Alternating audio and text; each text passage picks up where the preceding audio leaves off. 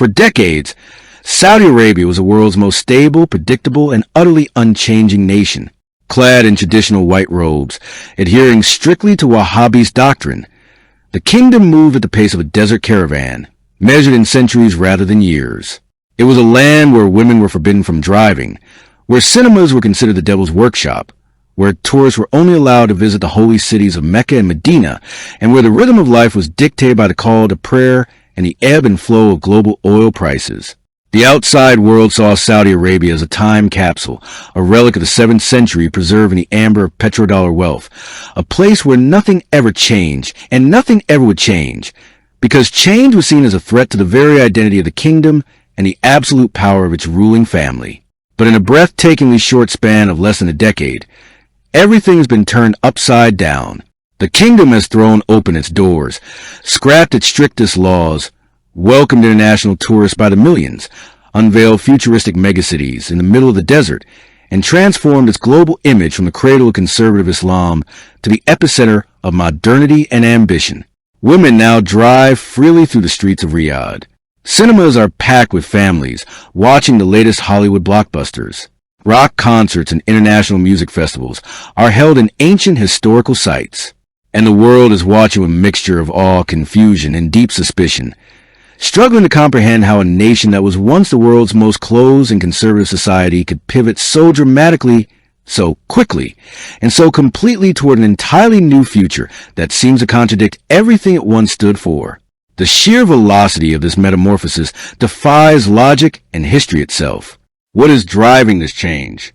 Is it the bold, visionary leadership of the young Crown Prince Mohammed bin Salman, a man who has promised to return his country to the moderate Islam it once practiced, and to build a thriving economy that does not rely on the volatile swings of the global oil market? Or is there a deeper, more urgent, and more terrifying reason beneath the surface, an existential threat that is forcing the kingdom to reinvent itself at breakneck speed?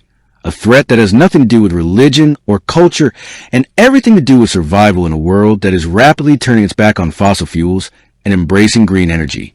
The world is waking up to the realization that Saudi Arabia is not just changing. It is racing against time, fighting for its very existence in a future where its greatest asset, the black gold that has funded its wealth and its power for nearly a century, may soon become a worthless liability.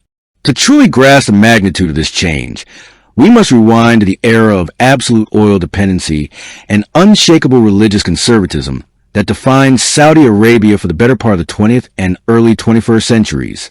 The Saudi Arabia of the late 20th century was a double-edged sword, a nation that was simultaneously the most important player in the global energy market and the most conservative society on earth. It was a country that could single-handedly crash the global economy by simply turning off its oil taps, a country that held the ultimate leverage over the United States and its allies, a country that bankrolled mosques and madrasas across the entire Muslim world, exporting its ultra-conservative Wahhabi ideology to every corner of the globe and shaping the religious landscape of Islam for generations to come. The discovery of oil in the 1930s transformed the barren desert kingdom into a global powerhouse almost overnight, but also created a dangerous and unsustainable dependency that the Saudi royal family would spend decades trying to manage. The Saudi economy became a one-trick pony, entirely dependent on the price of a single commodity that was subject to the whims of OPEC, the political machinations of the West, and the unpredictable dynamics of supply and demand. This oil wealth allowed the kingdom to build modern infrastructure, to provide free healthcare and education to its citizens, and to maintain an iron grip on power through a generous welfare state that kept the population docile and content. But it also created a culture of entitlement, a crippling dependency on government handouts, and a complete lack of economic diversification that left the country dangerously exposed to the slightest fluctuation in global oil prices. The international community, particularly the United States, saw Saudi Arabia as a vital geopolitical ally and a necessary bulwark against the spread of Soviet influence in the Middle East during the Cold War, and later against the revolutionary fervor of Iran and the rise of terrorism. The alliance was pragmatic, mutually beneficial, and deeply cynical, based on the simple exchange of oil for security, with absolutely no regard for human rights, democracy, or the growing extremism that was simmering beneath the surface of Saudi society. For decades, The West turned a blind eye to the kingdom's glaring human rights abuses, its treatment of women as second-class citizens, its sponsorship of radical Islamic ideology, and its brutal suppression of any form of dissent because the price of oil was simply too important to risk. But that relationship, built on a foundation of mutual necessity and mutual hypocrisy, is now fracturing, crumbling in the face of a rapidly changing world that no longer needs Saudi oil as desperately as it once did, and a Saudi government that no longer trusts its Western allies to protect its interests. The hidden catalyst driving this frantic pace of change is not merely the whimsical vision of a young crown prince, but cold, hard, looming existential threat that keeps the Saudi royal family awake at night. The inevitable and irreversible decline of global demand for oil. The world is moving away from fossil fuels at an accelerating pace, driven by the urgency of climate change, the falling cost of renewable energy, and the relentless advance of electric vehicles that promise to render the internal combustion engine obsolete within the next 2 to 3 decades. Peak oil demand is no longer a theoretical concept debated by economists in obscure academic journals. It is a practical reality that is already reshaping global energy markets, making oil-dependent nations like Saudi Arabia increasingly anxious about their long-term economic viability. The Saudi government has quietly acknowledged this reality through its Vision 2030 Economic Diversification Plan, a massive, ambitious, and incredibly expensive program to wean the kingdom off its dependence on oil and transform it into a global hub for tourism, finance, technology, and industry. This is not a plan for the distant future. It is a plan for survival, an urgent and desperate attempt to build a post-oil economy before the oil revenues run out, before the world no longer needs Saudi crude, and before the kingdom's vast financial reserves are depleted by the growing demands of its rapidly expanding population. Crown Prince Mohammed bin Salman understands that his country's oil wealth, which has sustained the royal family for nearly a century, will not last forever, and he is determined to reshape the kingdom before it is too late. But this rapid transformation is not just about money. It is also about power, control, and the ability to project influence on the global stage in a world that is no longer defined by oil alone. By opening up to tourism, by investing in cutting-edge technologies like artificial intelligence and advanced manufacturing, by positioning itself as a leader in sports and entertainment, Saudi Arabia is trying to build a new kind of power, a soft power that is based on culture, innovation, and economic relevance rather than just crude oil. This is a dangerous and high-risk strategy, a massive gamble that involves spending hundreds of billions of dollars on mega projects that may or may not succeed, and a massive cultural overhaul that could destabilize the very foundations of Saudi society. But the kingdom has no choice. It must change because the alternative is stagnation, decline, and eventual irrelevance in a world that is leaving oil behind. This frantic internal restructuring of Saudi Arabia is sending massive shockwaves across the global chessboard, profoundly reshaping geopolitical alliances, threatening to disrupt the global energy market, and forcing every major power on earth to recalibrate its strategy in the Middle East. The old assumptions are no longer valid. The old alliances are no longer reliable. And the old rivalry between Saudi Arabia and Iran is being transformed by a fragile and unexpected ceasefire, brokered by China, that has taken the world completely by surprise and left the United States feeling increasingly marginalized in a region it once dominated. Saudi Arabia's quest for economic independence and global influence has led it to deepen its ties with China and Russia, to join the BRICS bloc, and to diversify its economic partnerships away from its traditional Western allies. This pivot is not just about economics. It is a deliberate, strategic move to reduce its dependence on the United States for its security and create a more balanced and multipolar foreign policy that allows the kingdom to pursue its own national interests without being beholden to any single superpower. The Saudi leaders are acutely aware that the United States is no longer the reliable guarantor of Gulf security that it once was, and they are hedging their bets by forging new alliances with other rising powers. They're eager to expand their influence in the Middle East. This shift has profound implications for global oil prices, for the stability of the Middle East, for the future of the U.S.-Saudi alliance, and for the broader international order that has been defined by American supremacy for the past 8 decades. The West is increasingly worried that Saudi Arabia is aligning itself with the forces of authoritarianism and is threatening to upend the global balance of power that has kept the world relatively stable since the end of the Cold War. But Saudi Arabia is not doing this out of malice or anti-Western sentiment. It is doing this out of sheer necessity, driven by the urgent need to survive in a rapidly changing world. The ripple effects of this transformation will be felt for decades, shaping the geopolitical landscape of the Middle East and the global economy in ways that are only just beginning to emerge. Yet, the darker reality of this rapid pivot is that the entire project resembles an incredibly high-stakes gamble, a massive and dangerous bet on a future that is far from certain, and a bet that could very easily go spectacularly wrong. The economic risks are immense.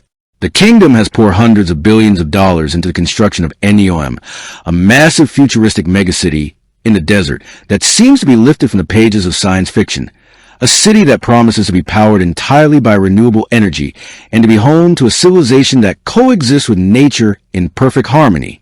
The project is technologically ambitious, politically symbolic, and economically precarious, potentially costing more than $1 trillion to complete, and yet there's no guarantee that it will ever be finished or that anyone will actually want to live there, given the harsh desert environment and the immense logistical challenges involved. The human rights costs of this rapid change are also deeply troubling. The Saudi regime has simultaneously embraced radical social reform while cracking down brutally on dissent, imprisoning women's rights activists, journalists, and critics, and executing political opponents at an alarming rate. The royal family demands absolute loyalty and absolute silence, even as it promises openness and reform. This contradiction is not a bug in the system. It is a feature of the system, a deliberate strategy to maintain absolute control over the population, even as the population is being exposed to new ideas, new cultures, and new ways of thinking that could challenge the foundations of the regime. The social tension created by this rapid transformation could very easily spiral into chaos. The older generation, which grew up in a world of strict religious rules and conservative traditions, is deeply uncomfortable with the rapid social liberalization. The younger generation, which is more connected to the world than ever before, is increasingly impatient with the pace of change and the continued authoritarianism. The economic gap between the rich and the poor is widening, and the welfare state that once kept the population content is becoming unsustainable as the population grows, and the government's financial resources are strained by the massive cost of its ambitious mega projects. The danger is that Saudi Arabia could very easily overreach, could very easily spin itself into bankruptcy, could very easily alienate its own population, and could very easily become the scene of a catastrophic political and economic collapse that would make the fall of the Shah of Iran look like a minor political crisis. As we stand at the precipice of this new era, the future of Saudi Arabia forks into two distinct paths, two completely different destinies. One that could lead to unprecedented prosperity and global leadership, and another that could lead to catastrophic failure, economic collapse, and political instability. In the first future, the gamble pays off. The kingdom successfully diversifies its economy away from oil, and NEOM becomes a vibrant international hub of technology and tourism. The social reforms successfully create a more open and dynamic society, and Saudi Arabia emerges as the undisputed leader of the Arab world, a model of modernization and development for the entire Middle East. In this future, the new generation of Saudis, educated, ambitious, and connected to the world, lead the kingdom into a golden age of prosperity and innovation, becoming a beacon of hope and progress in a region that has been plagued by decades of war, poverty, and political stagnation. In the second future, the gamble fails. The economy remains stubbornly dependent on oil, and the inevitable drop in oil revenues triggers a catastrophic financial crisis that forces the government to cut back on spending and to impose harsh austerity measures that cause widespread social unrest. NEOM becomes a colossal white elephant, a monument to wasted resources and misguided ambition, draining the kingdom's financial reserves and leaving it bankrupt. The rapid social liberalization deepens the divide between conservative old guard and the reformist new generation, creating a dangerous political instability that threatens the very survival of the royal family. The country descends into a chaos, a civil war, or a revolutionary uprising that completely destroys the Saudi state and plunges the entire world into a new economic depression that dwarfs every crisis that has come before it. The question is not whether Saudi Arabia can change. The question is whether it can change fast enough, whether it can change wisely enough, and whether it can survive the immense pressures that it is placing on itself. The world is watching with bated breath, because the outcome of this experiment will determine the fate of the entire Middle East and the global economy. Saudi Arabia is changing so fast because it has no choice. But speed without wisdom is a recipe for disaster, and the world can only hope that the kingdom has the wisdom to match its ambition. The map never lies, but the people drawing it always have a reason. We just saw why Saudi Arabia is changing so fast. But there is one nation quietly watching their playbook and preparing its own transformation. That is the next journey. Which future do you believe? Comment Future 1 or Future 2. And subscribe to Atlas Beyond so you never miss the next journey.